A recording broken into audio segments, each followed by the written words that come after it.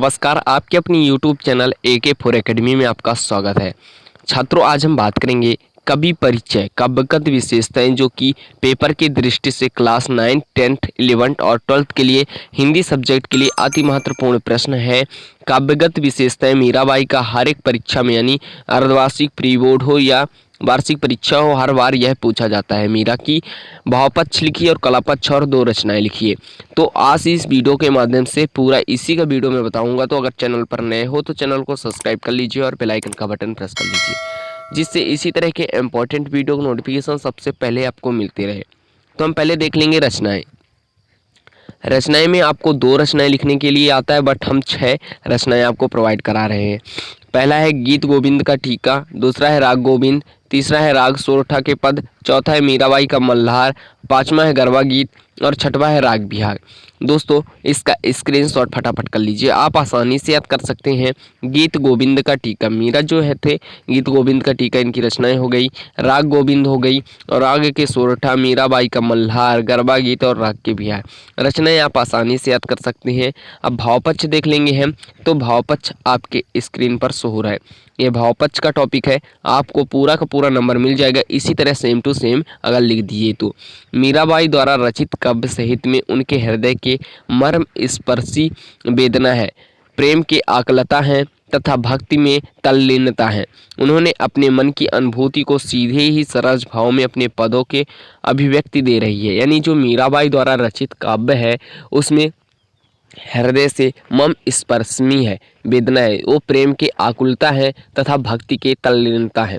उन्होंने अपने मन की अनुभूति को सीधे एवं सहज यानी सीधे एवं सरज भाव से अपने पदों को अभिव्यक्ति दी है। मीरा के पदों के वचन और गायन संकेत मिलता है। मीरा की भक्ति भावना अंतःकरण से स्फुरित है। जो मीरा की वचन और गायन है उससे यह संकेत मिलता है कि वह मम स्पर्म हृदय के मम स्पर्शमी है, प्रेम की आकुलता है और सभी।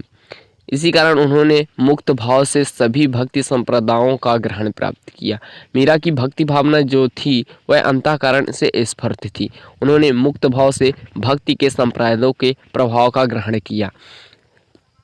भावपक्ष में लिखना है उनकी रचनाओं में माधुर्य संबंधित दाम्पत्य भाव है। मीरा के जो रचनाओं में है माधुर्य संबंधित दाम्पत्य भाव है। मीरा का विरह पक्ष साहित्य की दृष्टि से मार्मिक है। उनके आराध्य तो सगुण साकार श्री कृष्ण है। मीरा के बहुत से पदों में रहस्यवाद स्पष्ट दिखाई देता है। रहस्यवाद में प्रति उत्सुकता, मिलन और वियोग के भी चित्र हैं। जो उनकी रचनाएं हैं उसमें माधुर्य गुण तथा दाम्पत्य भाव अवश्य दिखाई देता है। मीरा का विरह पक्ष साहित्य की दृष्टि से मार्मिक है। उनके आराध्य तो सगुण साकार श्री कृष्ण है। मीरा के बहुत पदों में रहस्यवाद स्पष्ट दिखाई देता है। रहस्यवाद के प्रति उत्सुकता, मिलन और वियोग का भी चित्र अपनाया गया है। इसी तरह हम कलापक्ष देख लेते हैं। कलापक्ष में आप पॉइंट दार लिख लीजिएगा। तो पहला है कलापक्ष में पहला पॉइंट है भाषा। मीरा की भाषा राजस्थानी और ब्रजभाषा है। ये सभी यह 1 नंबर में भी क्वेश्चन पूछा जाता है। मीरा की भाषा कौन सी थी?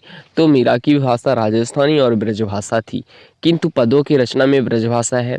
आप इसे अवश्य ध्यान रखिए, यानी पदों के रचना में ब्रजभाषा ही है। उन्होंने कुछ पदों में भोजपुरी भी दिखाई देती है। मीरा की भाषा शुद्ध एवं साहित्यिक भाषा न रहकर जन्म भाषा ही रही है। यह महत्वपूर्ण टॉपिक, इससे सही विकल्प के भी क्वेश्चन आपके बनते हैं। मीरा की भाषा राजस्थानी और ब्रजभाषा है, किंतु पदों की रचना ब्रजभाषा ही। उन्हें कुछ पद में भोजपुरी भी दिखाई देती है। और दूसरा पॉइंट होगा शैली, पर इसमें टॉपिक लिखना छूट गया है। मीरा ने शैली ऑफ टॉपिक डाल लीजिएगा। मीरा ने मुक्त अप शैली का प्रयोग किया है, मुक्तप शैली का प्रयोग किया है। उनके पदों में देता है भाव संप्रेषित। मीरा की गति शैली प्रधान विशेषता है। इसका स्क्रीनशॉट कर लीजिए। इसी तरह हम तीसरा पॉइंट देखते हैं। तो तीसरा पॉइंट हमारा क्या है? इनकी रचनाओं में अधिकतर, तीसरा पॉइंट हमारा है अलंकार। ये टॉपिक डालना छूट गया है। इनकी रचनाओं में अधिकतर उपमा, रूपक, उत्प्रेक्षा और अनुप्रास आदि अलंकारों को सर्वत्र देखा जाता है। दोस्तों, इसका PDF चाहिए तो आप गूगल पर जाकर सर्च करिए www.ak4academy.com। आप जाकर सर्च करेंगे, वहाँ पास आपको पीडीएफ प्रोवाइड करा दिया गया है, सभी के सभी आप जाकर डाउनलोड कर सकते हैं।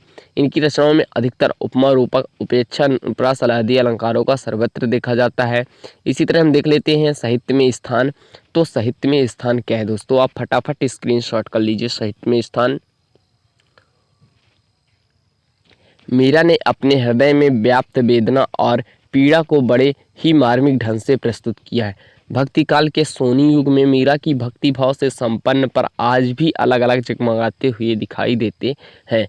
मीरा ने अपने हृदय में व्याप्त वेदना और पीड़ा को बड़े बड़े ही मार्मिक ढंग से प्रस्तुत किया है, इसलिए भक्ति काल के सोनी युग में मीरा की भक्ति भाव से संपन्न आज भी कुछ अलग अलग जगमगाते हुए दिखाई देते हैं। आई होप दोस्तों ये वीडियो आपको अच्छा लगा हो तो लाइक कर दीजिए, चैनल पर नए हो तो चैनल को सब्सक्राइब कर लीजिए, और इसी तरह के वीडियो, इंटरेस्टिंग वीडियो के लिए हमारे चैनल को सब्सक्राइब करके उसके बगल में बेल आइकन का बटन आएगा, उसे अवश्य प्रेस करें। इसका पीडीएफ डाउनलोड करना है तो लिंक डिस्क्रिप्शन में है, टेलीग्राम का, आप जाकर वहाँ से डाउनलोड कर सकते हैं। यह गूगल पर जाकर आप सर्च करिए www.ak4academy.com, आप वहाँ से भी डाउनलोड कर सकते हैं। लिंक डिस्क्रिप्शन में है। कोई भी दिक्कत हो टेलीग्राम में अवश्य ज्वाइन करें। मिलते हैं नेक्स्ट वीडियो के साथ, जब तक के लिए जय हिंद।